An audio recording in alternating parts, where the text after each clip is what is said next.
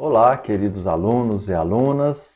Estamos aqui para fazer a nossa segunda aula, o nosso segundo vídeo sobre o nosso curso Aquicultura, Cadeias Produtivas, agora falando sobre a ranicultura.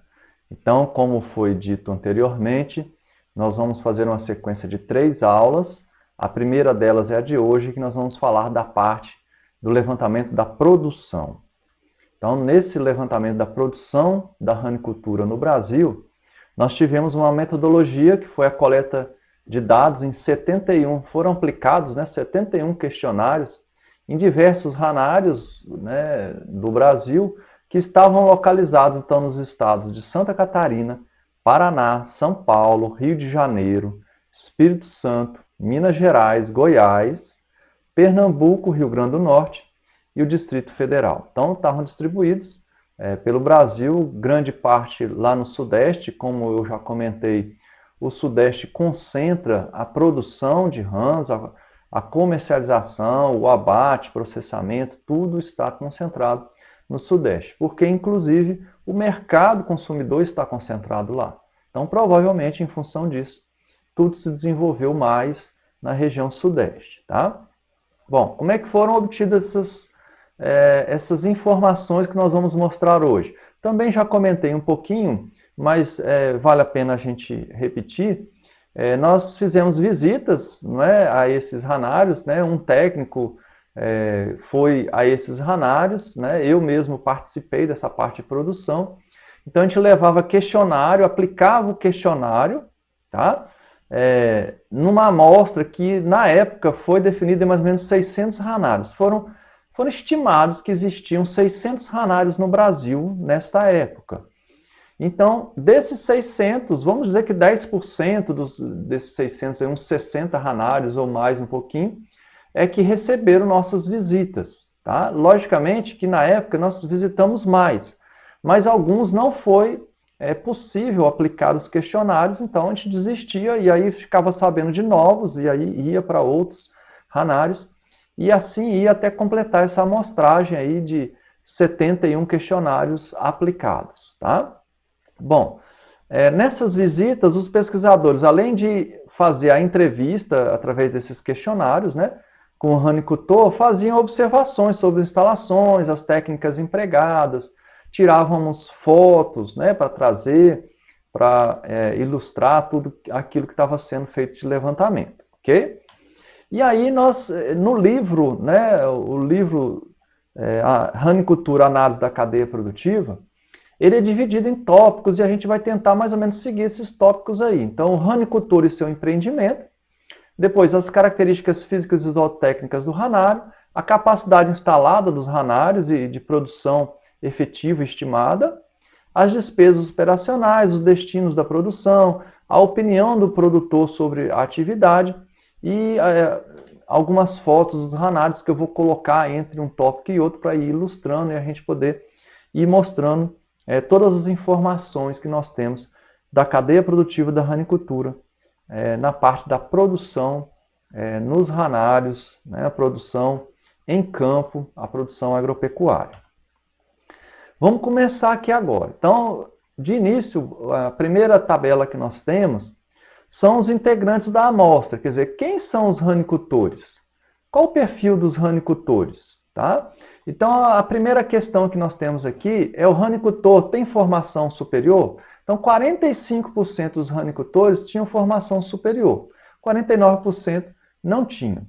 Aí aqui um dado interessante, é a atividade principal da propriedade, ranicultura? O cara era especialista em ranicultura? Olha só, apenas 62% diz que sim, quase que metade.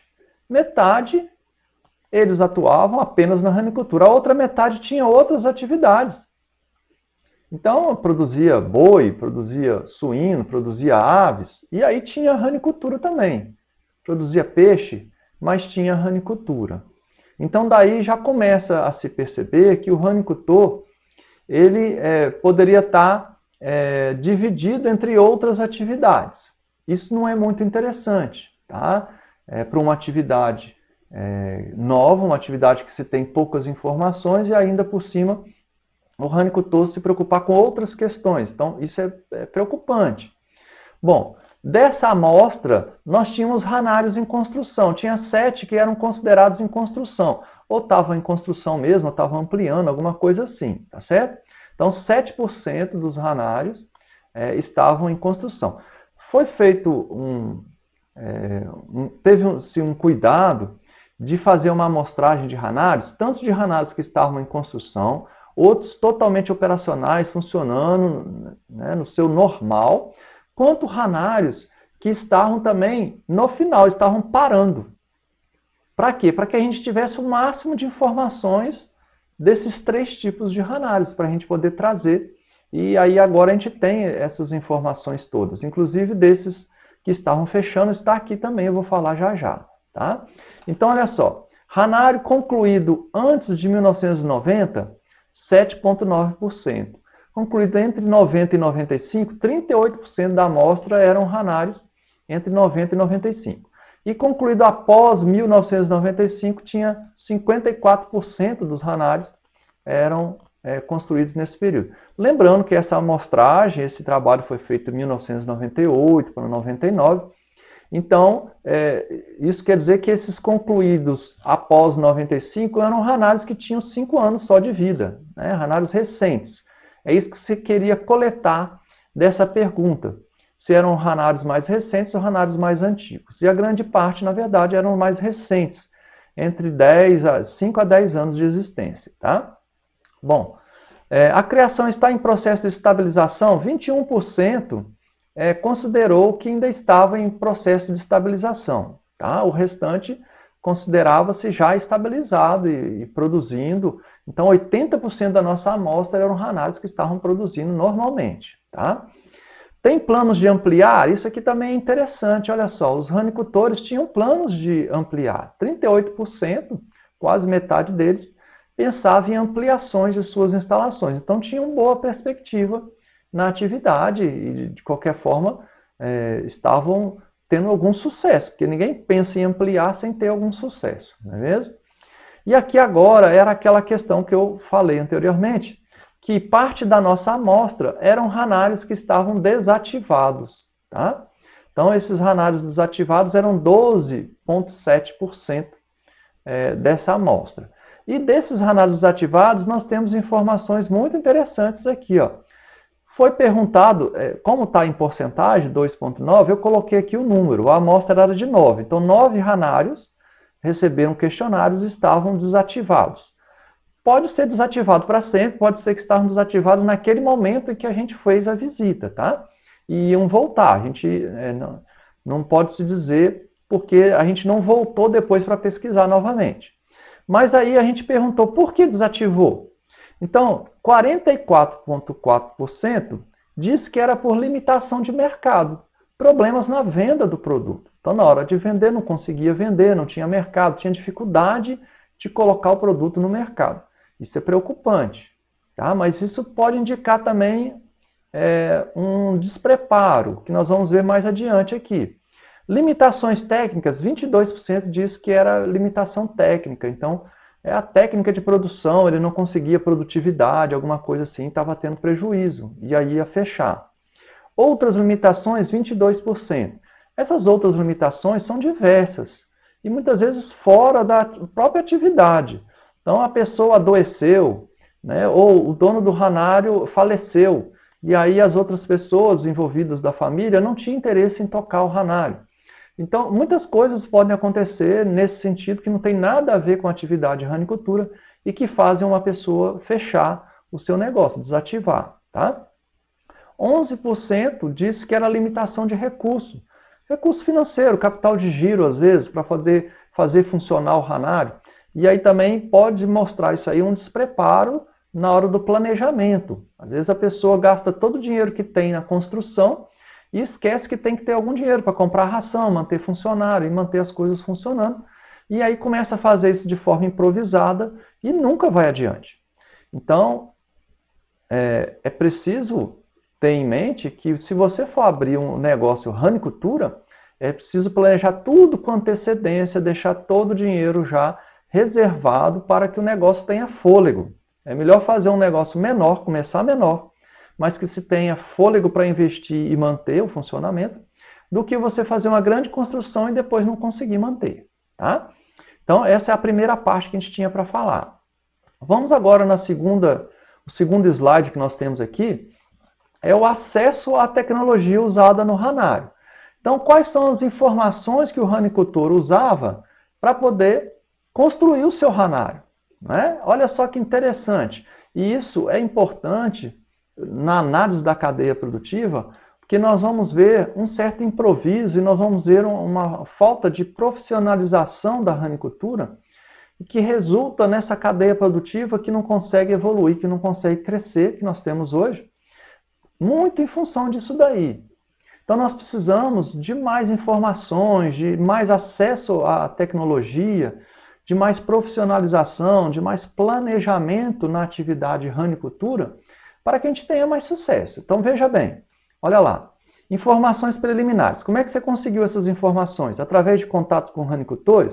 47%, então quase 50% aqui seguia outros ranicultores. Então foi no ranicultor, viu lá a produção de rãs, achou lindo, maravilhoso, o ranicultor dizendo que ia ficar rico e aquilo era uma maravilha, e o cara, opa, então vou também. Né? Como é que faz?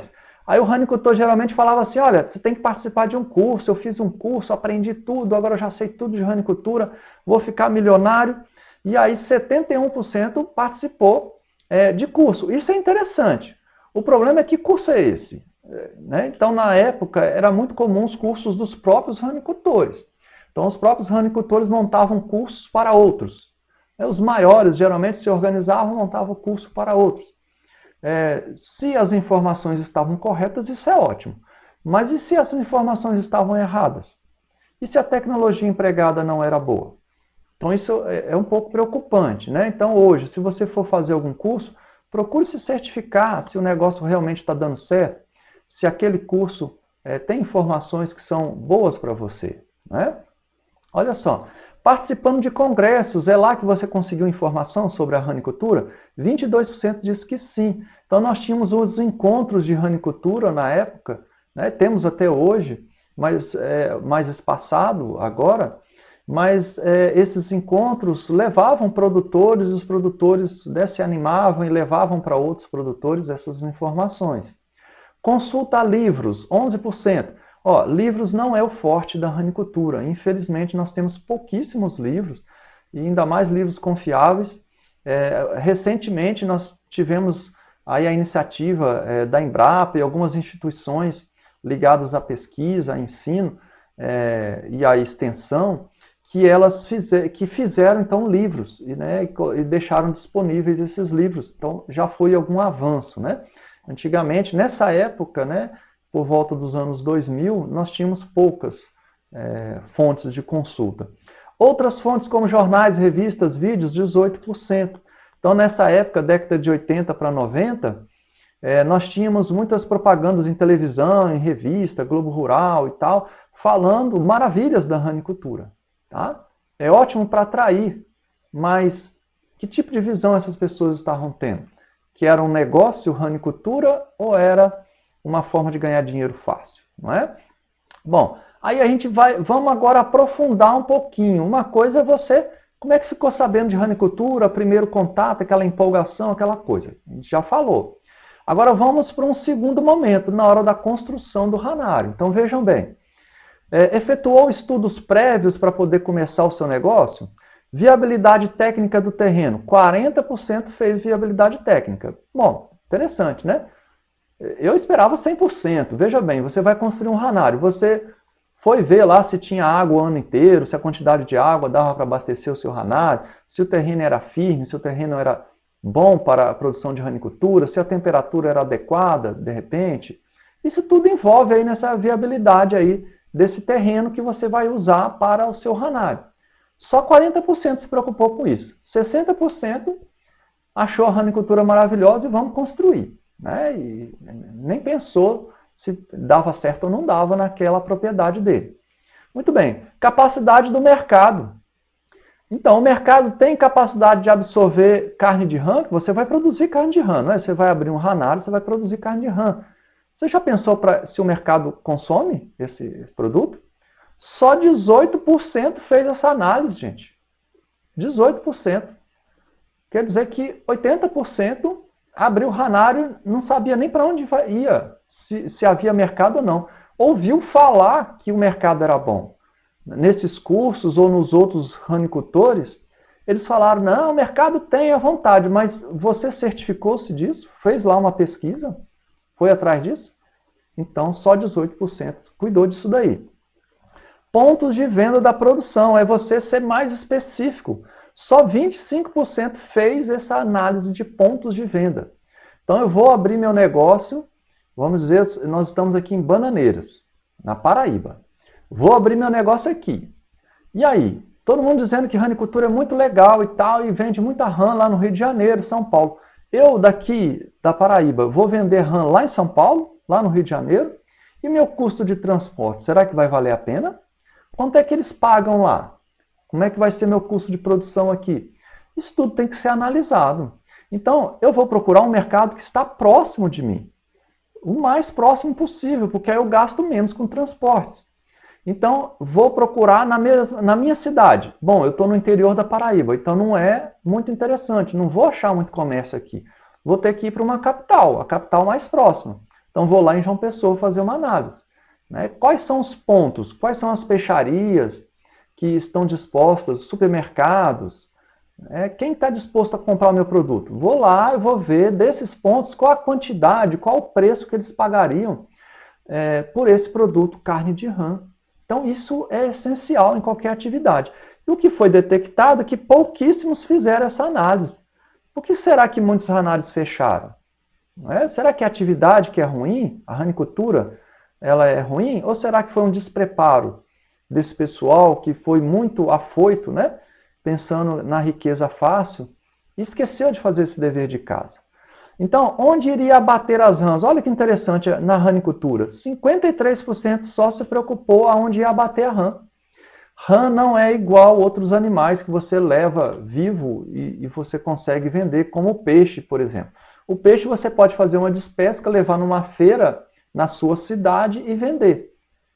Tá? Agora, o camarão também, né? Você só tem a questão do gelo, né? E você vai para a venda. Mas a rã, você pode fazer isso? Não. A rã tem que passar por um abate.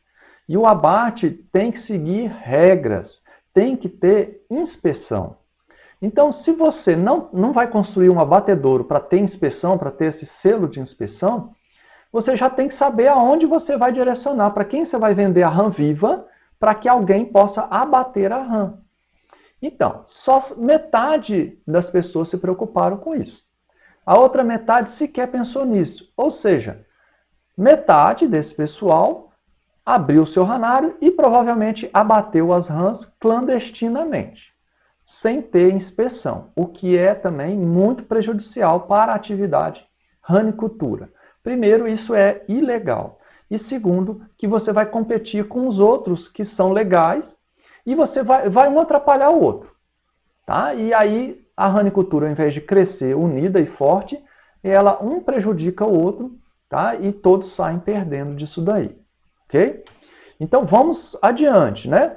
Continuando falando aqui do acesso à tecnologia usada no ranário. Então olha só, vamos começar com a elaboração do projeto físico, né? O projeto lá arquitetônico, de engenharia. Então, a primeira pergunta, não foi elaborado? 0%. Ah, ótimo, então todo mundo elaborou o seu projeto aí físico. Na verdade, aqui está dizendo 93%, gente, porque eu esqueci de falar lá no início, todas essas tabelas, toda essa coleta de dados, sempre que havia respostas inconsistentes ou que o produtor não sabia responder, então saía da análise, saía como um dado que não foi coletado, por isso que as porcentagens às vezes não batem 100%. Então, somente alguns ranários responderam corretamente essa pergunta, ok? Então, aqui, 93% disseram então, que foi feito um projeto arquitetônico. Então, foi elaborado pelo próprio produtor, 43%, ele mesmo elaborou o seu projeto. Bom, estranho, né? Então, eram arquitetos esses produtores? Como é que eles elaboraram esses projetos? Então, é a criatividade do brasileiro, né? O brasileiro é muito criativo, o brasileiro se empolga muito com essa questão de um negócio novo, e aí a gente sabe que realmente a maior parte ali dos ranicultores, eles mesmos criaram seus projetos. Elaborado por especialista, apenas 35% fez o dever de casa. Chamou um especialista para poder elaborar o seu projeto. Tá? Elaborado por um outro ranicultor, 14,1%. Alguns ranicultores se tornaram especialistas nisso, nos projetos, tinham conhecimento, fizeram o seu projeto do seu ranário e começaram a projetar para outros ranicultores. E isso é possível, isso é interessante, desde que seja correto, né? Desde que seja um negócio que está dando certo. Né?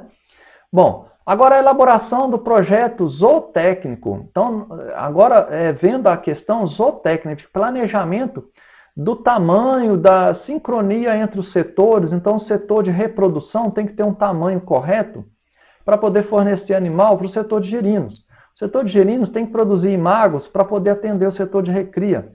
Isso tudo tem que estar sincronizado, tem que estar bem feito. Então, olha só, não foi elaborado, 35% não fez projeto zootécnico. Não se pensou nisso, né? Criou lá um monte de baias, um monte de tanques e vamos criar a rã a partir daí. Elaborado por especialista em ranicultura, só 33,8% fez o dever de casa e fez o correto, que é chamar um especialista. Elaborado pelo próprio produtor, 5,6%, da mesma ideia, né, que o mesmo produtor elabora o seu projeto. E por outros, muitas vezes outros ranicultores mesmo, 7%. Tá? Então vejam que nós temos um problema. Tá? Nós temos um problema nesse diagnóstico da cadeia produtiva, mostra uma certa improvisação na ranicultura. Então, se você quer investir em ranicultura, você já está vendo os erros aí. Então, você já está vendo o tanto que você tem que se preocupar para você ser eficiente e você não cair nesses erros, nessas armadilhas, tá? Da empolgação. Seguindo adiante, falando ainda do acesso à tecnologia, vamos para outros parâmetros aqui. Ó. O projeto econômico. Você tem que fazer um projeto econômico. Viabilidade econômica do seu negócio. Né? Então, quanto que eu vou gastar para produzir? Quanto que eu vou ganhar de dinheiro vendendo? Isso é um mínimo, não é? Então, olha lá. Não foi elaborado, 66% não elaborou. Não fez, não se preocupou com a parte econômica, não. Foi elaborado por especialista em ranicultura, 9,9% fez o dever de casa e fez o que deveria ser feito. Foi elaborado pelo próprio produtor, 5,6%. Por outros, que muitas vezes eram outros ranicultores, 5,6%. Então, novamente, o improviso. Agora, a parte de assistência técnica, muito importante também a assistência técnica. Não recebe, 50% não recebe assistência técnica. Não tinha visita de assistência técnica contínua. Né? Não teve essa visitação, não tinha isso daí. Recebe regularmente, 8,5% apenas recebia assistência técnica regularmente. Então, vamos dizer que semanal, a cada 15 dias, mensal, que seja. Então, apenas 8,5% tinha assistência técnica. Recebe, eventualmente, 28,2%. Aqueles assim, quando der um problema, eu chamo assistência técnica. Né? Já recebeu alguma vez? 19%, pelo menos 19% disse que alguma vez teve assistência técnica. Tá? Aí aqui na assistência técnica, é bom a gente abrir um parênteses, que a gente faz muitas críticas, mas é bom também a gente entender que a assistência técnica em ranicultura é rara. Não é? A gente não tem tanta assistência assim. Então, às vezes, o produtor ele quer assistência, mas ele não tem. Às vezes, ele quer assistência, mas ele ouve falar que o professor tal da universidade entende de ranicultura. Chama ele. Só que esse professor está com outros trabalhos. Ele tem outras coisas para fazer. Ele tem o trabalho dele. Para ele dar uma assistência a um ranário, ele tem que ir tipo no final de semana. No final de semana dele, ele vai lá no ranário dar uma assistência. E isso às vezes custa caro. O cara tem que ir, passar o final de semana lá, voltar para onde ele mora para continuar o seu trabalho. Aí o ranicultor não está disposto a pagar. Então, o que precisamos? Organização da cadeia produtiva. Organização em associações, cooperativas, em que se tem uma assistência técnica que vai rodar vários ranários ao mesmo tempo, de forma organizada, sincronizada. Né? Então, isso ajudaria muito os produtores. E como eles não tinham isso, pouca assistência técnica disponível, então esses produtores não tinham a assistência. Isso, lógico, que resultou, não é, na baixa produtividade desses ranários e a dificuldade de produção. Mas vamos adiante. Agora vamos mostrar para vocês algumas fotos do setor de reprodução dos ranários. Que a gente vai falar um pouco do setor de reprodução já já, então eu já quero mostrar para vocês, olha só, o setor de reprodução dos ranários eram enormes, olha só essas fotos, olha que interessante, o tamanho, né, dessas instalações. Então aqui nós estamos falando de reprodução, que a gente chama de reprodução coletiva, tá? Reprodução coletiva de rãs. O que quer dizer isso? Na ranicultura, quando você tem essas piscinas espaçadas, essas piscinas grandes que você vê aqui em todas as fotos praticamente, aqui são as piscinas de acasalamento. Aqui quer dizer que as rãs estão soltas aí e elas vão para essas piscinas fazerem as desovas delas. Elas estão de forma coletiva, que se fala. Você nunca vai descobrir quem fez a desova, quem é o pai, quem é a mãe. Nunca vai descobrir. Então é coletivo. Tá? Todo mundo pode usar essas instalações. É o método mais simples, é o método mais usado no Brasil, talvez pela simplicidade de instalação e de manejo, de cuidados, de atenção, de mão de obra, né? Dá menos mão de obra. Então, os ranicultores adoraram essa ideia desse tipo de reprodução. Deixa os animais tudo lá, coloca comida e vai lá todo dia ver se tem desova. Né? Quase como um presente, né? Ah, vou lá se tem um presente para mim lá, que são as desovas, tá certo? Então, tecnologia baixíssima nisso daí, tá? Nós temos métodos que usam um pouquinho mais de tecnologia do que isso. Vamos aqui agora falar da reprodução individual. Em cima nós ainda temos a coletiva, para vocês terem um exemplo, e embaixo a individual. Então vamos explicar novamente. A coletiva, nós temos piscinas diversas, os animais tinham acesso a essas piscinas, e você nunca descobria quem era o casal reprodutor. Na individual, os animais têm acesso a umas portinhas, tá vendo essas portinhas aqui, nessa foto de baixo? O animal entra nessa portinha e depara com esse ambiente aqui, ó, um quarto fechado, vamos dizer assim, uma baia fechada, com piscina de acasalamento. E aí o animal entrava um casal e reproduzia nessa piscina. Quando o animal entrava aqui nesse ambiente, o produtor fechava a porta para poder ficar o casal aqui, e aí ele pode então identificar esse casal reprodutor. O produtor de rãs também poderia tirar um casal de rãs dessa área, que a gente chama de área de mantença, de manutenção dos animais, onde os animais se alimentam. Eles têm aqui o abrigo para poder se esconder e diminuir o seu estresse. E eles têm a água para as necessidades fisiológicas dele. Então eles tinham um ambiente ali. Dali, quando eles saíam para reproduzir, eles iam para essas baias de acasalamento, que a gente chama de individual. Mas o produtor pode pegar um casal dessa área de manutenção e levar e fechar essa portinha e deixar os dois ali, deixar o casal, não é? E aí fazer aquela brincadeira, olha, só sai daí depois que tiver desova, né?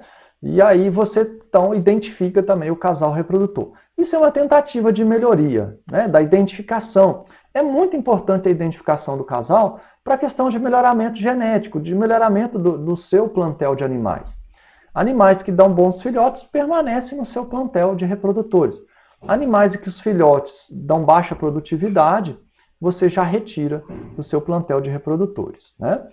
Bom, então esses são os dois tipos de baia e agora nós vamos falar um pouquinho sobre essas características. Então, a gente vai falar sobre as características físicas e zootécnicas do ranário e especificamente agora do setor de reprodução.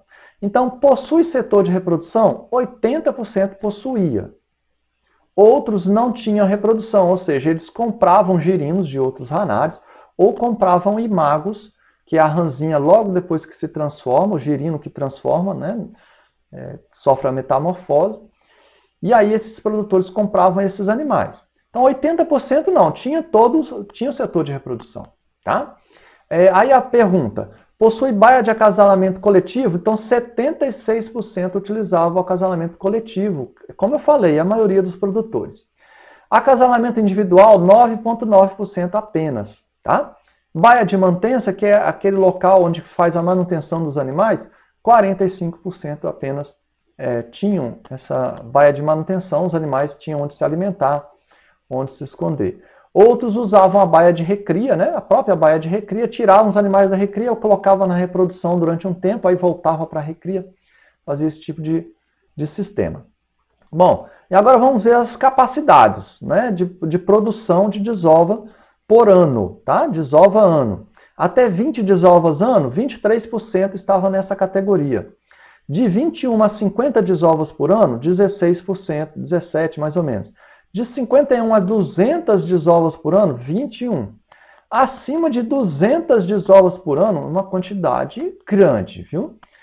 12%, então, tinham essa capacidade. Então, em termos de reprodução, nós temos umas quantidades boas aqui. A reprodução de rãs é um problema? Talvez não. Talvez o problema seja o tamanho da reprodução. Então, os nossos produtores de rãs têm ranários com setor de reprodução enormes, capazes de produzir mais de 200 desovas por ano. Isso quer dizer que o cara tem de 100 casais de rã, 200 casais de rã dentro da reprodução, é uma quantidade muito grande de animais que você tem que manter durante o ano. Tá?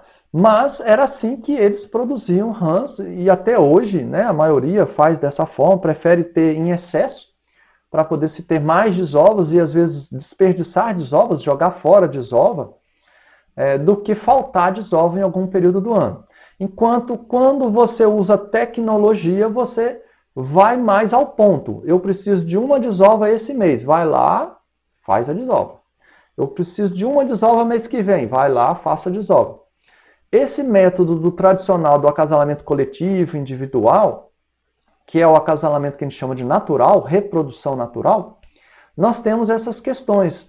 O produtor tem que ter muitos casais, muitas desovas durante o ano, para poder isso estar espaçado durante o ano. Enquanto nós partimos para a reprodução artificial, nós podemos, então, através de tecnologia, ser mais pontual. Eu quero desova a cada 2 meses, a cada 3 meses.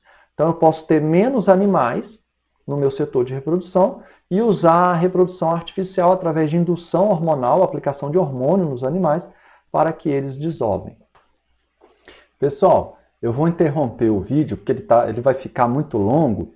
Então, nós vamos dividir em 2 blocos de 30 minutos, mais ou menos. Eu acho que fica melhor do que a gente fazer um vídeo longo de 1 hora para vocês. Então, a gente interrompe aqui, vocês dão um intervalo, né, para depois voltar e ver a segunda parte na sequência. Nós vamos ter a segunda parte da parte de produção, né, nesse levantamento da cadeia produtiva da ranicultura. Até mais!